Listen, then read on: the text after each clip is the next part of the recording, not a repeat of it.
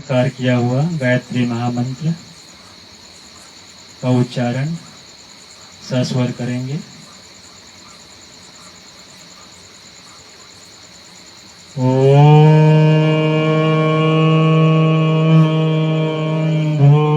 भूर्भुवः स्वः तत्सवितुर्वरेण्यं भर्गो देवस्य धीमहि धियो यो नः प्रचोदयात्। दोनों हाथों को रब कीजिए, आंखों पर लगाएं।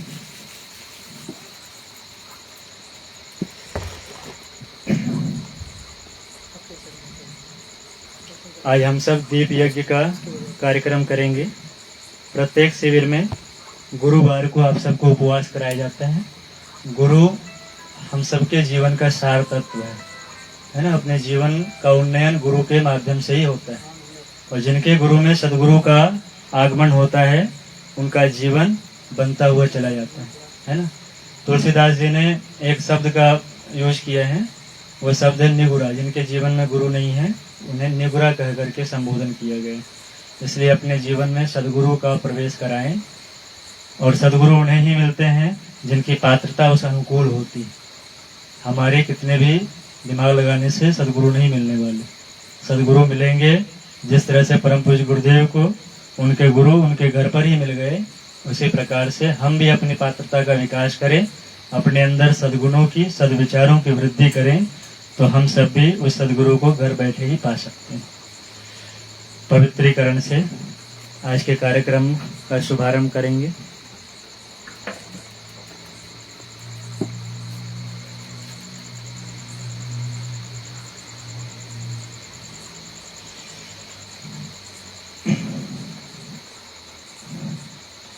हाथ में सभी भावना करेंगे, हम अंदर बाहर से पवित्र हो रहे हैं, हमारा अंतःकरण धुल रहा है। इसी भावना के साथ पवित्रीकरण। ओम अपवित्रः पवित्रो वा सर्वावस्थांगतोऽपि वा यः स्मरेत् पुण्डरीकाक्षं सहभाभ्यन्तरः शुचिः। ओम पुनात पुण्डरीकाक्ष पुनात पुण्डरीकाक्ष पुनातु। चंदन धारणम, सभी को चंदन लगाएं। चंदन हमारे जीवन में सुगंधि और शीतलता का प्रतीक है। चंदन धारण करने का एकमात्र उद्देश्य है हमारे जीवन भी चंदन की तरह सुगंधित हो, चंदन की तरह शीतल हमारा व्यक्तित्व हो। इसी भाव के साथ आइए चंदन धारण करेंगे। ओम चंदनस्य महत्पुण्यं पवित्रं पापनाशनम् आपदामहरते नित्यं लक्ष्मीस्तिष्ठति सर्वदा लक्ष्मीस्तिष्ठति सर्वदा। ओम भूर्भुवः स्वः तत्सवितुर्वरेण्यं भर्गो देवस्य धीमहि धियो यो नः प्रचोदयात्। ओम भूर्भुवः स्वः तत्सवितुर्वरेण्यं भर्गो देवस्य धीमहि धियो यो नः प्रचोदयात्। ओम भूर्भुवः स्वः तत्सवितुर्वरेण्यं भर्गो देवस्य धीमहि धियो यो नः प्रचोदयात्। मेरे पीछे दोहराएंगे। चंदन लगाने के पीछे का जो उद्देश्य है उसे युग ऋषि ने लिखा है। बोलिए ओम मस्तिष्कम शांतम भूयात। इसमें अनुचित आवेश प्रवेश न करने पाए। ओम अनुचितः आवेशः मा भूयात। हमारा मस्तिष्क सदा ऊंचा रहे। ओम शीर्षम उन्नतम भूयात।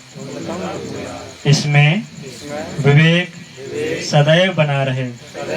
ओम विवेकः स्थिरी भूयात। प्राणायाम करेंगे। प्राणायाम के लिए दोनों हाथ को गोद में रखें, बाईं हथेली नीचे दाहिनी हथेली ऊपर। सूर्य ध्यान प्राणायाम। भावना करेंगे भगवान सूर्य से प्राणवायु को हम अवशोषित कर रहे हैं, जो हमारे शरीर के कण कण में, रोम रोम में स्थापित हो रही। ओम विश्वानि देव सवितर दुरितानि पराशुव यद्भद्रं तन्नयाशुव। लंबी गहरी श्वास को अंदर खींचिए, थोड़ी देर श्वास को रोकेंगे, धीरे धीरे श्वास को बाहर करेंगे। भावना करेंगे हमारा रोम रोम सविता का तेज सोख रहा है, हमारा शरीर प्राणवान बन रहा है, हमारा मन सविता का तेज सूख रहा है, हमारा मन तेजस्वी हो रहा है, हमारा हृदय सविता का तेज सूख रहा है, हमारा हृदय तेजोमय हो रहा है, हम बाहर भीतर से तेजोमय हो रहे हैं। धीरे धीरे सामान्य हो जाइए। संकल्प सूत्र धारणम। सभी को कलावा दे दें। परम पूज्य गुरुदेव का कथन है कि मनुष्य महान है और उससे भी महान है उसका सृजता। इन दिनों मनुष्य मात्र पर समस्याओं के संकट के जो बादल छाए हुए हैं, उनका निवारण इस सृष्टि में केवल मनुष्य ही कर सकता है। यदि मनुष्य को उचित मार्ग न सूझ पड़े अथवा उसकी शक्ति कम पड़े तो बचने के लिए एक ही उपाय है, एक ही रास्ता रह जाता है, सृजता से अधिक प्रखर सूझबूझ एवं शक्ति प्राप्त की जाए। इसी भाव से आइए संकल्प सूत्र धारण करेंगे। एक दूसरे को बांधेंगे, एक दूसरे को संकल्प सूत्र बांधेंगे।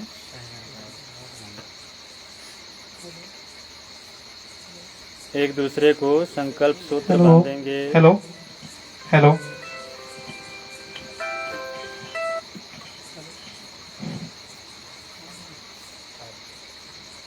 बायां हाथ मस्तिष्क से लगाइए, दाहिने हाथ सामने बढ़ाएं, एक दूसरे को संकल्प सूत्र बांधेंगे।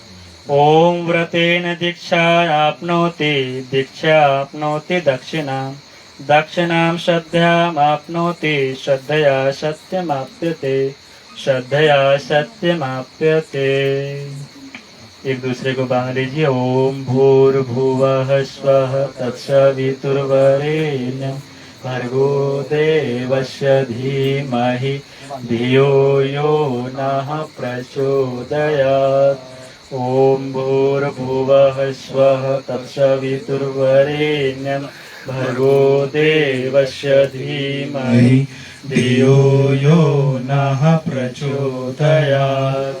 ओम भूर्भुवः स्वः तत्सवितुर्वरेण्यं भर्गो देवस्य धीमहि धियो यो नः प्रचोदयात्।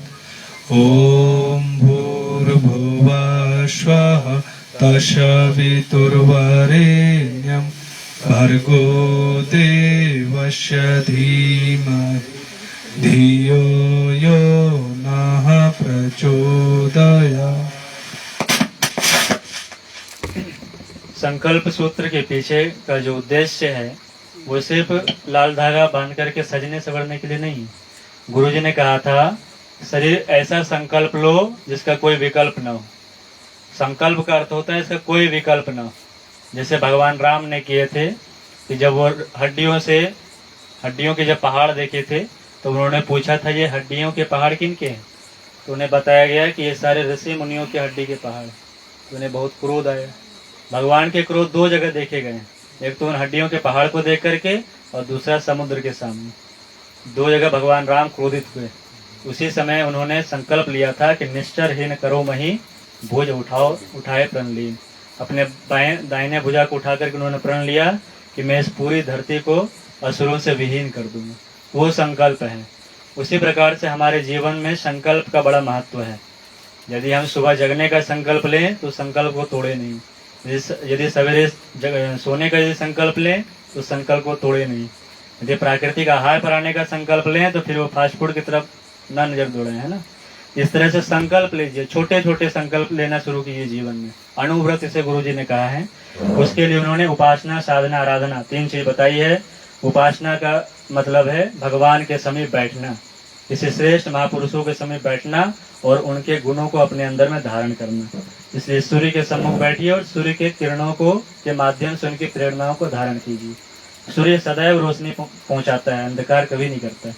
इसलिए हम भी अपने जीवन में सदैव दूसरों के जीवन में उजाला ही उजाला, प्रकाश ही प्रकाश, रोशनी ही रोशनी पहुंचे, उसके जीवन में कभी अंधकार ना पहुंचे, ऐसी बातें उनसे ना करें, निराशाजनक बातें ना करें, दूसरों को से ऐसी बातें ना करें जिससे कि व्यक्ति डिप्रेस हो जाए, है ना, चिंता तनाव आ घेरे, वैसी काम नहीं करें। दूसरी बात है साधना, अपने अंदर के क्वालिटीज को बढ़ाना। साधना अंदर जो छुपे हुए जो गुण हैं, उन सद्गुणों को बढ़ाने का नाम है साधना।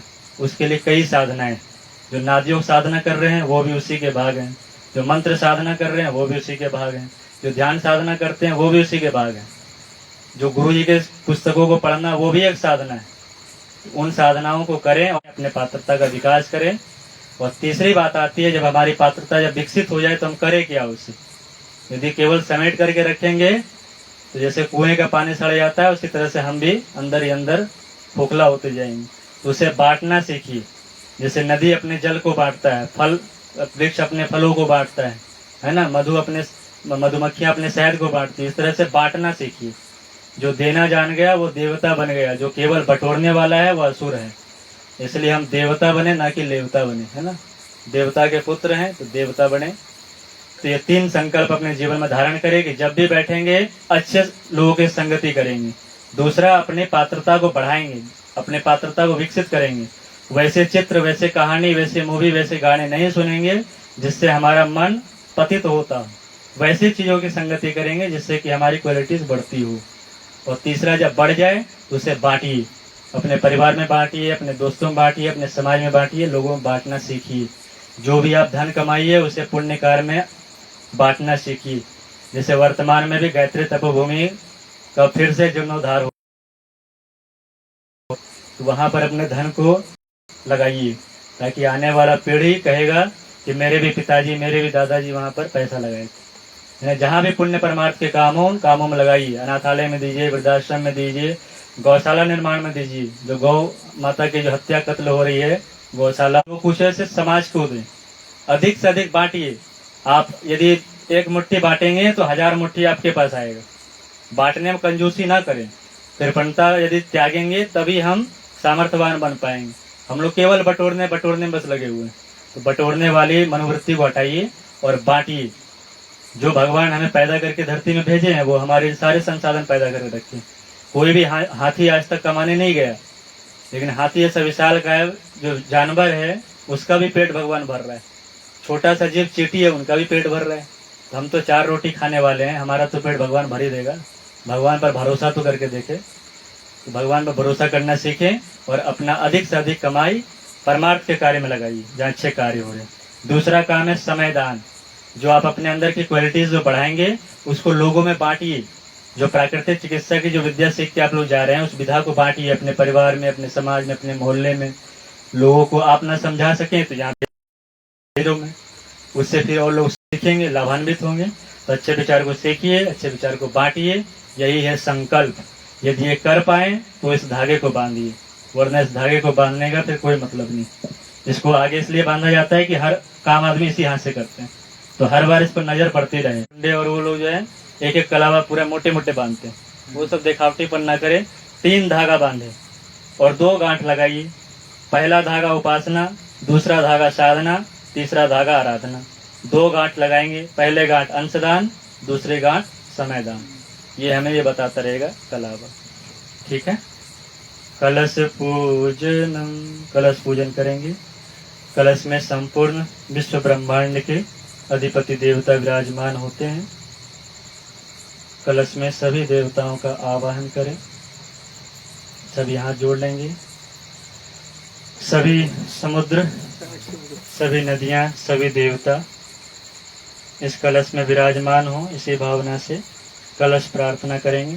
ओम तत्त्वायामि ब्रह्मणा वन्दमानः तदा शास्ते यजमान हविर्विहीयहेडमानो वरुणेह बोध्यरुषः शमान आयुः प्रमोषिः।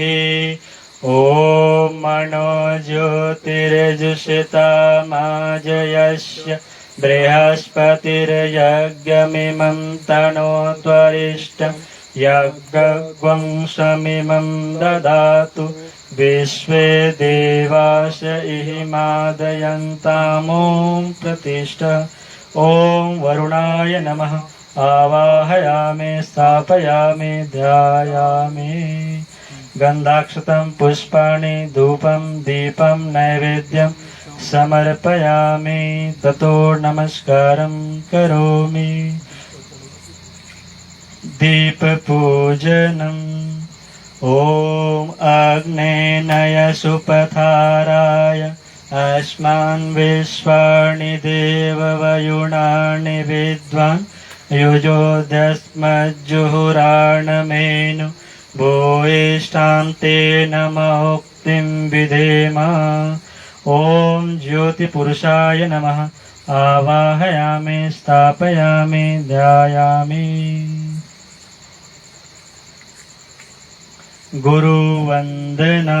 दोनों हाथ को जोड़िए। परम पिता परमात्मा परम पूज्य गुरुदेव परम वंदनीय माता जी का आवाहन करेंगे जो साक्षात भगवान महाकाल के स्वरूप हैं। दो लाइन भजन एक गाएंगे गुरु जी के आवाहन में। स्वयं भगवान हमारे गुरु परम सौभाग्य हमारा है। स्वयं भगवान हमारे गुरु परम सौभाग्य हमारा है। स्वयं नारायण नर्तन धरे हमारे बीच पधारा है।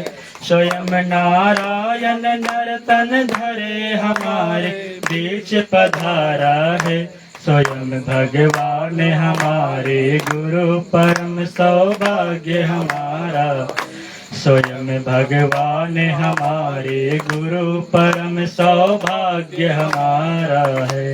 ओम अखंड मंडलाकारं व्याप्तं येन चराचरं तत्पदं दर्शितं येन तस्मै श्री गुरवे नमः। यथा सूर्यास्तकान्तिस्तु श्रीरामे विद्यते ह्य सर्वशक्ति स्वरूपायै दिव्यै भगवते नमः। ओम श्री गुरुवे नमः। आवाहयामि स्थापयामि ध्यायामि। वेद माता देव माता विश्व माता आदिशक्ति माँ गायत्री का आवाहन करेंगे। ओम आयातु वरदे देवी त्रयाक्षरे ब्रह्मवादिनी गायत्री छन्दसा मातः ब्रह्मयोने नमोस्तुते। ओम श्री गायत्रे नमः। आवाहयामि स्थापयामि ध्यायामि ततो नमस्कारं करोमि। ओम स्तुता मया वरदा वेदमाता प्रचोदयन्तं पावमाने द्विजानाम् आयुः प्राणं प्रजां पशुं कीर्तिं द्रविणं ब्रह्मवर्चसं मह्यं दत्त्वा व्रजत ब्रह्मलोकम्। देव नमस्कारः। सभी देव शक्तियों को हाथ जोड़कर मस्तक झुकाकर नमः के साथ प्रणाम करेंगे। ओम सर्वेभ्यो देव शक्तिभ्यो नमः। नमः बोलिए। जो सदा देती रहती है, बोलिए, जो सदा देती रहती है और देते रहने की प्रेरणा प्रदान करती है, और देते रहने की प्रेरणा प्रदान करती है, उन देव शक्तियों को नमन। उन देव शक्तियों को नमन। ओम सर्वेभ्यो देव पुरुषेभ्यो नमः। ओम सर्वेभ्यो देव पुरुषेभ्यो नमः। जिन्होंने अपने आप को जिन्होंने अपने आप को दिव्य बनाया दिव्य बनाया और हमारे लिए दिव्य वातावरण बनाने हेतु दिव्य वातावरण बनाने हेतु स्वयं को खपाया स्वयं को खपाया उन देव पुरुषों को नमन। उन देव पुरुषों को नमन। ओम सर्वेभ्यो महाप्राणेभ्यो नमः। ओम सर्वेभ्यो महाप्राणेभ्यो नमः। जिन्होंने अपने आप को जिन्होंने अपने आप को जीता और सत प्रवृत्ति संवर्धन में और सत प्रवृत्ति संवर्धन में प्राणपण से संलग्न रहे उन महाप्राणों को नमन। उन महाप्राणों को नमन। ओम सर्वेभ्यो महारुद्रेभ्यो नमः। ओम सर्वेभ्यो महारुद्रेभ्यो जो मूढ़ादित्यों को नमन। आदित्यों को नमन। ओम सर्वेभ्यो मातृशक्तिभ्यो नमः।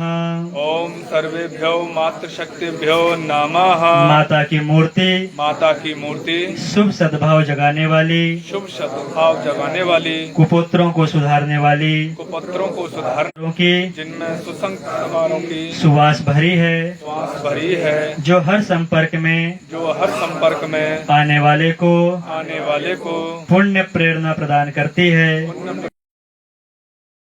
क्षेत्रों को नमन। उन दिव्य क्षेत्रों को नमन। ओम नमो स्वनंताय सहस्रमूर्तये सहस्रपादाक्ष शिरोरुवाहवे सहस्र नमः सहस्रकोटि युगधार्यने नमः। पंचोपचार पूजनम, 5 चीजों से पूजन कीजिए।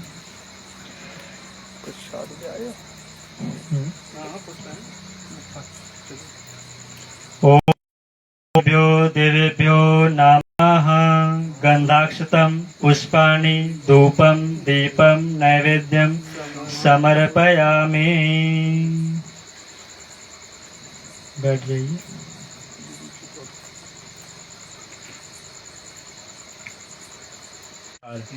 सबसे पहला संस्कार, जब आप धरती पर आए भी नहीं थे उसी समय एक संस्कार कराए गए थे, गर्भाधान। जब हमारे माता पिता प्लानिंग करते हैं, आजकल तो एक्सीडेंटल है बच्चे, है ना, हो गए तो हो गए, नहीं हुए तो नहीं हुए। तो पहले प्लानिंग होती थी कि हमें कैसा बच्चा चाहिए। जैसे माता मदालसा ने क्या किए थे, वो सारे बच्चों को ब्रह्म ज्ञानी बना दिए। तो उनके जो पति थे वो बड़ा रुष्ट हुए उनसे कि मैं राजा, मेरे सारे बच्चे ब्रह्म ज्ञानी बनेंगे तो राजपाट कौन चलाएगा। तो फिर माता मदालसा ने बोली कि इस बार जो बच्चा होगा वो पराक्रमी होगा, वो राजपाट चलाने वाला हो। तो अपने आप को उन्होंने ट्रेनिंग देना शुरू किया। तो वैसे ही बीज का उन्होंने आवाहन किया। विश्व ब्रह्मांड में सारी आत्माएं घूमते रहती है, वो वैसे गर्भ को खोजती है जो हमारे अनुकूल हो। जो पराक्रमी हो वो वैसा गर्भ खोजता है, जो दुष्ट प्रवृत्ति वाले हैं वो वैसा गर्भ खोजते हैं। तो हम आजकल जितने भी एक्सीडेंटल बच्चे हैं सब वहीं पहुंचने हैं, दुष्ट वाले जितने भी। इसलिए प्लानिंग कीजिए। तो प्लानिंग जहाँ की जाती थी वहाँ गर्भाधान संस्कार के कॉन्सेप्ट आते थे। माता पिता दोनों बताते थे कि हमें किस प्रकार के बच्चे चाहिए, राजपाट चलाने वाला चाहिए, कोई वैश्य समाज का चाहिए, सेवा वाले चाहिए, कि ब्राह्मण चाहिए, विद्वान चाहिए। तो उसे उस प्रकार की ट्रेनिंग दी जाती थी, वैसे सिलेबस डिजाइन होते थे, वैसे कोर्स चलते थे। और आजकल इसी विधा को चलाने के लिए अखिल विश्व गायत्री परिवार आगे आया है और एक नया अभियान चलाए हैं, आओ गढ़े संस्कारवान पीढ़ी। आओ गढ़े संस्कारवान पीढ़ी। उसमें 9 महीने तक आपको ट्रेनिंग दी जाती है ऑनलाइन, है ना, माता की पाठशाला करके ऑनलाइन आपको ट्रेनिंग दी जाती है। ये अपना गायत्री शक्तिपीठ सुल्तानपुर से संचालित होता है, यूपी से, और अखिल विश्व गायत्री परिवार शांति कुंज इसको हैंडल करता है। ट्रेनिंग वहां से चलती है।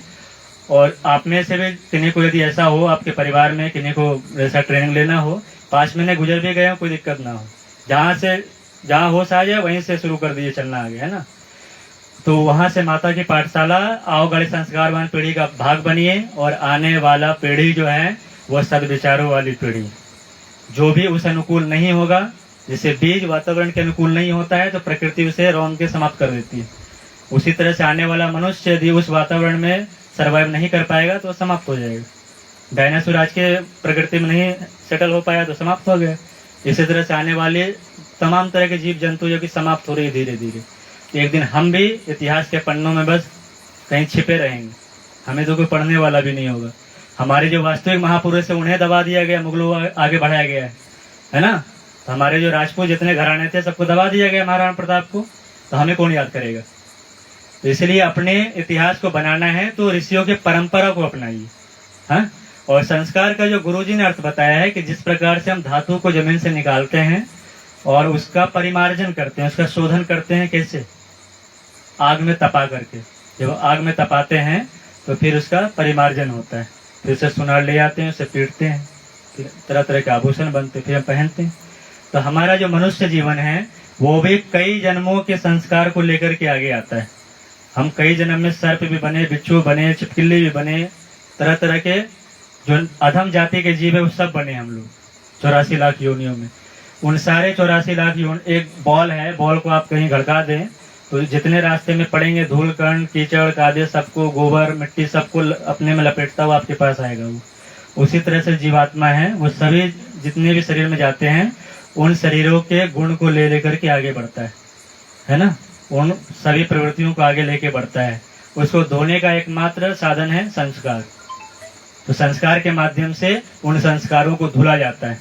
तो गर्भाधान संस्कार में हम श्रेष्ठ आत्माओं का आह्वान करते हैं। उसके बाद अगला संस्कार जो होता है पुंसवन संस्कार। जब गर्भाधान जब हो जाती है तो उसके बाद अगला संस्कार, जब बच्चा गर्भ में आ जाता है तब उस बच्चे को संस्कारित किया जाता है, क्योंकि जो आत्मा कई जन्मों को के चक्कर लगाती है जब आई है उसे संस्कारित किया जाता है। तो उसमें फिर बताया जाता है माता को क्या क्या करनी चाहिए, जिस तरह से प्रहलाद की माता को बताया गया था, जिस तरह से अभिमन्यु की माता को बताया गया था। आप हरे नाम का जप कीजिए। यदि आपको महाराणा प्रताप जैसे चाहिए तो उनकी जीवनी को पढ़िए, उनकी मूवी को देखिए, उनकी कथा कहानियों को सुनिए। हनुमान जी की तरह बलशाली चाहिए, हनुमान जी की तस्वीर लगाइए, हनुमान चालीसा पाठ कीजिए। इस तरीके से जो चाहिए आपको। यदि लड़की चाहिए विद्वान विदुषी, तो वैसे जो पुरानी हमारी प्राचीन काल की नारियां हुई उनकी कहानी पढ़िए। गार्गी, अपाला, घोषा, सीता, सावित्री, इन लोगों की कहानी पढ़िए, है ना। और दूसरी जो सबसे बड़ी बात भेदभाव देखी गई है खास करके हरियाणा, राजस्थान और यूपी बिहार के क्षेत्रों में, कि कन्याओं का बड़ा शोषण करते हैं वो लोग। कन्या ना हो गर्भपात कराते हैं और लड़कों को आगे बढ़ाते हैं। यदि कन्या ही नहीं रही हो तो लड़के कहाँ से आएंगे? इसलिए भेदभाव ना करें, नर और नारी को समान देखें, क्योंकि नर और नारी दोनों एक दूसरे के पूरक हैं। तो आओ गढ़े संस्कारवान पीढ़ी में इन सभी बातों का ध्यान रखें। पुंसवन संस्कार के बाद फिर आती, जब जन्म हो जाता है बच्चे का तो उन्हें नाम दिया जाता है उस बच्चे को। तो नामकरण संस्कार होते हैं, जिस कुल में जिस वंश में पैदा हुआ है उसके हिसाब से फिर उनको नाम दिया जाता है। जात कर्म संस्कार होते हैं। आजकल हम लोग क्या करते हैं कि शूद्र के घर में पैदा हुआ तो शूद्र है, ब्राह्मण के घर में पैदा हुआ तो ब्राह्मण है, लेकिन शास्त्र ऐसा नहीं करते हैं। शास्त्र कहते हैं जन्मना जायते शूद्र संस्कारा दुजुच्यते, सभी जन्म से शूद्र हैं, क्योंकि सभी कमर के नीचे भाग से सब पैदा हुए हैं, मुंह से कोई पैदा आज तक नहीं हुआ। और संस्कार से सभी अच्छे कर्मों से ब्राह्मण बनते हैं, है ना। तो बच्चे की फिर जात कर्म संस्कार कराए जाते थे। रामायण सीरियल जो देखे होंगे उसमें देखे होंगे कि चारों भाइयों को बिठाया गया था और उनके सामने खिलौने रखे गए थे, तलवार भी रखे गए, वैसे के जो खाने तराजू बटखारे वो सब रखे गए। तो जो बच्चा जिस तरफ आकर्षित होता है समझिए वो पूर्व जन्म में उसी वर्ण के थे, इसलिए उसी वर्ण में उनको दीक्षित किया जाता है। यदि उसी वर्ण में दीक्षित करेंगे तो उसके गुण छुपे पड़े हैं, थोड़ी सी यदि हम हवा लगाएंगे तो वो गुण फिर से उभार में आ जाएंगे। और यदि वह शूद्र था पिछले में और इस बार हम उसे तलवारबाजी सिखाएंगे तो आप कोशिश करते रहे, नहीं कुछ होने वाला है ना। इसलिए ध्यान रखें जात कर्म संस्कार में जिस घर में जन्म हुआ उसके हिसाब से नहीं, बल्कि उसकी जो इच्छा है उसके हिसाब से ध्यान दें। तो इन बाद में ले लेंगे क्वेश्चन जो भी है, ध्यान में रखिए इस चीज को।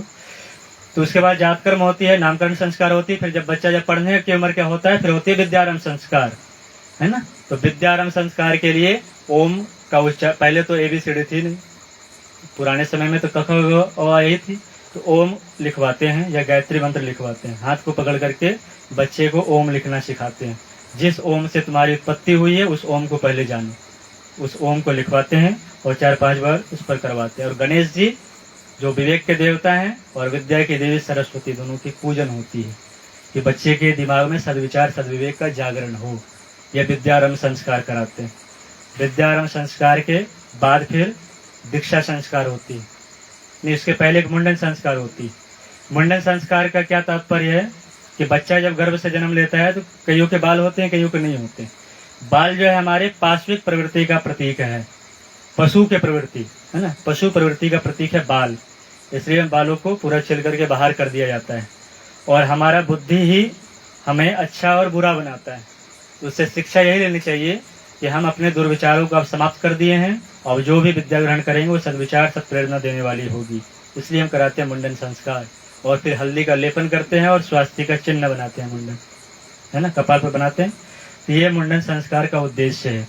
इसके बाद बच्चा जब और भी बड़ा हो जाता है, गुरुकुल जब जाने की अवस्था में होता है, तब उन्हें कराया जाता है यज्ञोपवीत संस्कार। यज्ञोपवीत संस्कार का मतलब है उसके जीवन में ब्रह्मचर्य आज से प्रारंभ, क्योंकि छोटा बच्चा तो योगी होता है, माँ के गर्भ में भी वो शीर्षासन में ही रहता है, उल्टा लटका रहता है ना माँ के गर्भ में बच्चा। सिर जो होता है वो योनि द्वार की तरफ होता है, पैर जो है ऊपर की तरफ होता है। तो बच्चा माँ के गर्भ में भी शीर्षासन में होता है। तो बच्चा जन्म से ही योग की अवस्था में, और जब बाहर आते हैं तो ना हम योग करते हैं ना बच्चे को योग करने देते हैं। इसलिए बच्चा जन्म सिद्ध है शीर्षासन के लिए। तो बच्चा जब गुरुकुल जाने के लिए जब तैयार होता है तो यज्ञोपवीत संस्कार कराया जाता है। उपवीत संस्कार, उपनयन संस्कार से कहते हैं। तो उसमें संकल्प दिलाया जाता है कि आज से वह ब्रह्मचर्य का पालन करेगा। तो हमारे सनातन परंपरा में प्राचीन समय से चला आ रहा है कि हम ब्रह्मचर्य का पालन करें, लेकिन वही हमारे समाज में एक दूसरा वर्ग है जो हर समय अपने ब्रह्मचर्य को खंडित करने में लगा हुआ है। जब बच्चा जब जन्म लेता है तो उसी समय एक क्रिया कराई जाती है और आगे के भाग को काटा जाता है। हम एक हैं कि उसे संयमित करना सिखाते हैं और दूसरा है कि उसे खंडित करने पर लगा हुआ है, और उसी के कारण ये सारे व्यभिचार और दुराचार फैल रहे समाज। इसलिए वो कहा गया आज के समय में असुरता, आप समझ ही रहे हैं असुरता किधर है और देवत्व किधर है। तो देवत्व वाला जो पक्ष है वो ब्रह्मचर्य को साधता है यज्ञोपवीत के माध्यम से। यज्ञोपवीत में 6 धागे होते हैं। ब्रह्मचर्य की अवस्था में 3 धागों को डाला जाता है। 3 धागा प्रतीक है माता पिता और गुरु के प्रति पूर्ण निष्ठा का प्रतीक है। विवाह के बाद 3 धागे और बढ़ते हैं सास ससुर और पत्नी के प्रति अपने दायित्व को याद दिलाने के लिए यज्ञोपवीत धारण किया जाता है। ठीक है। उसके बाद फिर जब गुरुकुल से जब वापस आता है बच्चा पढ़ करके 25 साल की अवस्था में, फिर उनका विवाह संस्कार कराया जाता है। ठीक है। विवाह संस्कार जिनके हुए हैं वो ठीक है, नहीं तो जिनका आने वाला हो वो बताइए, 2 दिन बचा हुआ है। ना तो फिर अपने कहीं भी नजदीकी गायत्री शक्ति पर जा करके अपना विवाह दिवस संस्कार, जन्म दिवस संस्कार बना सकते हैं। अच्छी वैदिक रीति से बनाई जाती है वहाँ पर, है ना। तो 7 फेरे वहाँ पर लेते हैं। बाकी आपको पता है कि इनको वचन मालूम है नहीं मालूम बात की बात है, तो उसको जाके पढ़िए एक बार कि कितना हम उन चीजों को पालन कर पा रहे हैं। फिर अंतिम जो हमारी संस्कार होती है वानप्रस्थ संस्कार है। विवाह दिवस के बाद जब हमारे परिवार के प्रति सारे दायित्व जो समाप्त हो जाते हैं, तो जो भी हमने ज्ञान अर्जन, विद्या अर्जन और धन अर्जन किए हैं वो सब समाज के लिए लुटाइए, समाज को बांटिए। उसके लिए वानप्रस्थ संस्कार, घर से निकलिए, झोला निकालिए और निकल जाइए। कहते हैं ना हमको क्या है, झोला लगाएंगे चले रहेंगे, झोला लगाइए और विद्या के प्रचार प्रसार के लिए निकल जाइए। हर तरह के मोह और आसक्ति को छोड़िए परिवार को और निकल जाइए। इससे पहले भी आपके कई बेटे हुए, कई पोते हुए, अभी वाले थोड़ी पहले, इसके पहले भी कई हुए, कई और भी होंगे। तो आसक्ति को हटाइए, मोह को हटाइए और समाज के नव निर्माण में जुट जाइए। अंतिम संस्कार होता है जो हम नहीं देख पाते। पहला संस्कार भी हम नहीं देख पाते, अंतिम में नहीं देख पाते। पहला गर्भाधान पता ही नहीं है, अंतिम अंत्येष्टि वो भी नहीं देख पाते, तो मरी गए उसमें। तो अंत्येष्टि संस्कार में भी वो भी यज्ञ है, यज्ञ की क्रिया है। जिस तरह से 5 तत्व से शरीर बना है, उन्हीं 5 तत्वों में शरीर को विलीन कर देते हैं, उन्हीं 5 को वापस कर देते हैं ताकि अगला शरीर हम फिर से ले सके। ठीक है। तो ये हमारी संस्कार परंपरा है। संस्कार परंपरा को अपने जीवन में उतारिए और अपने जीवन को सफल बनाइए। ठीक है। अग्नि स्थापनम, अग्नि स्थापन कीजिए। सब लोगों को देना। हाँ, मोमबत्ती ले लो।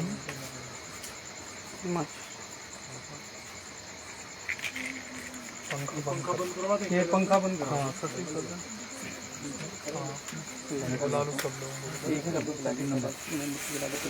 ओम अग्नेय सुपथाराय अस्मान् विश्वानि देववयुणानि विद्वा योयोद्यस्मज्जुहुरानमेन भूयिष्ठान्ते नमोक्तिं विधेमान्। ओम अग्नये नमः आवाहयामि स्थापयामि ध्यायामि। एक 5 दीपक जलाइएगा सब, है ना? सभी जलाते रहें और पावन बना दो हे देव सविता गुनगुनाते रहेंगे। शुभ ज्योति के पुंज अनादि अनुपम ब्रह्मांड व्यापी आलोक करता दारिद्र दुख भय से मुक्त कर दो पावन बना दो हे देव सविता पावन बना दो हे देव सविता।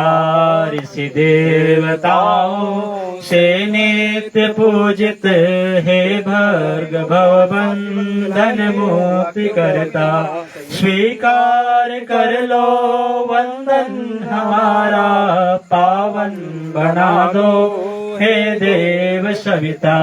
हे ज्ञान के धन त्रैलोक्य पूजित पावन गुणों के विस्तार करता समस्त प्रतिभा के आदि कारण पावन बना दो हे देव सविता पावन बना दो हे देव सविता।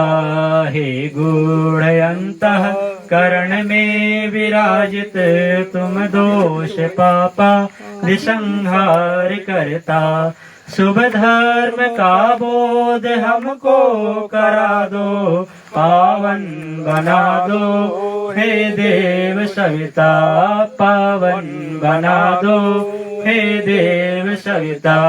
हे व्याधिनाशक हे पुष्टिदाता ऋग साम यजुर्वेद संचार करता हे भूर्भुवः स्वः में स्व प्रकाशित पावन बना दो हे देव सविता पावन बना दो हे देव सविता। सब वेद विद्या रण सिद्ध योगी जिसके सदा से है गान करता है सिद्ध संतों के लक्ष्य शाश्वत पावन बना दो हे देव सविता पावन बना दो हे देव सविता। हे विश्व मानव से आदि पूजित नश्वर जगत में शुभ ज्योति करता हे काल के काल अनादेश्वर पावन बना दो हे देव सविता पावन बना दो हे देव सविता। हे विष्णु ब्रह्मा द्वारा प्रचारित हे भक्त पालक हे पाप हरता हे काल कल्प दिके आदि स्वामी पावन बना दो हे देव सविता। हे विश्व मंडल के आदि कारण उत्पत्ति पालन संहार करता होता तुम्ही में लय यह जगत सब पावन बना दो हे देव सविता पावन बना दो हे देव सविता। हे सर्वव्यापी प्रेरक नियंता विशुद्धयात्मा कल्याण करता शुभ योग पथ पर हमको चला दो पावन बना दो देव सविता पावन बना दो हे देव सविता। हे ब्राह्मणिष्ठों से आदि पूजित वेदज्ञ जिनके गुणगान करता सद्भावना हम सब में जगा दो पावन बना दो हे देव सविता पावन बना दो हे देव सविता। हे योगियों के शुभ मार्गदर्शक सद्ज्ञान के आदि संचार करता प्रणिपात स्वीकार लो हम सभी का पावन बना दो हे देव सविता पावन बना दो हे देव सविता निर्मल बना दो हे देव सविता पावन बना दो हे देव सविता।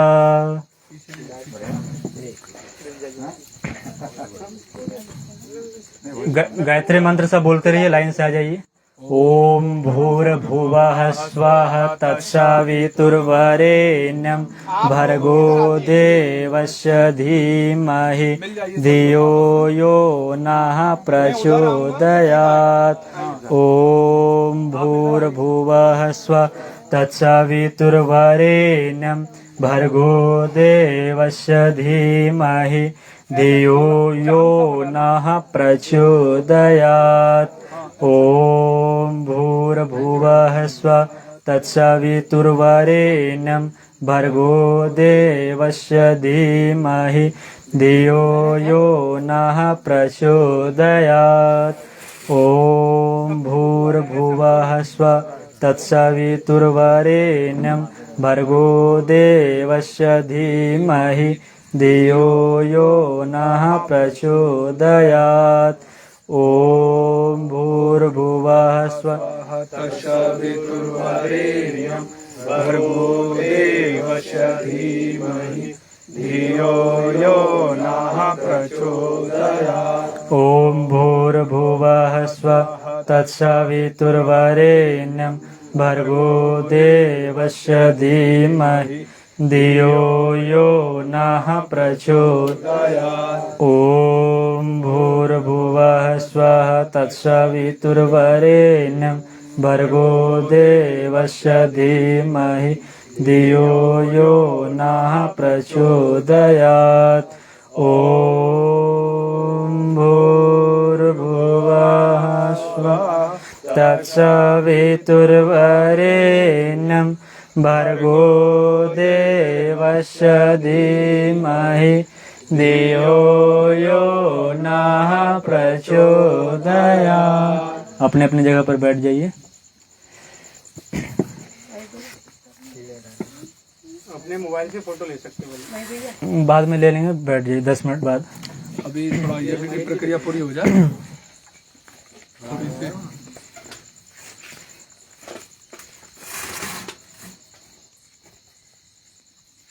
सभी अपने अपने स्थान पर बैठ जाएं।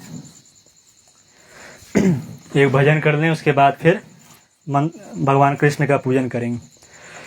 ताली बजा के सब गाएंगे। हमने आंगन नहीं बुहारा, हमने आंगन नहीं बुहारा, कैसे आएंगे भगवान, कैसे आएंगे भगवान। मन का मैल नहीं मन का मैल नहीं धोया तो कैसे आएंगे भगवान, कैसे आएंगे भगवान।